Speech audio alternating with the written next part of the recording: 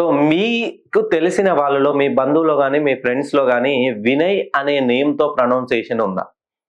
So వీళ్ళు వినయానికి, విధేయతకు చాలా అంటే చాలా ప్రతీకగా ఉంటారు. మంచి వెల్ డిసిప్లిన్డ్ నేచర్ ఉంటుంది. ఎవరైతే వినయ్ అనే పేరు పెట్టుకున్నారో వాళ్ళకి చిన్నప్పటి నుండే మంచి సమయస్ఫూర్తిగా ఆలోచిస్తారు. ఏ సమస్యలోనైనా మంచి అపర చాణుక్యత, మేధావులనే చెప్పుకోవాలి.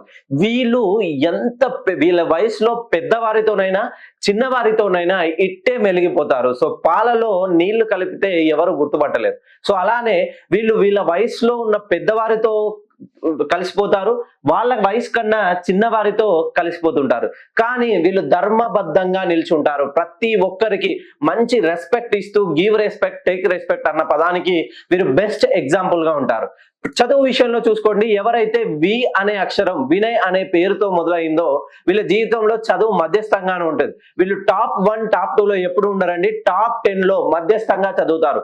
డిగ్రీ, పీజీలు కంప్లీట్ చేస్తారు.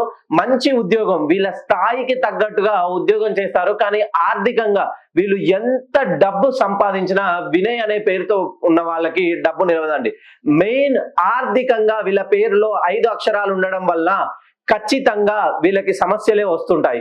ఒకసారి వినయ్ అనే పేరుని కరెక్ట్ గా సంఖ్యాబలానికి సరి చేసుకొని చూడండి, మీ జీవితంలో ఉన్నతంగా ఎదుగుతారు.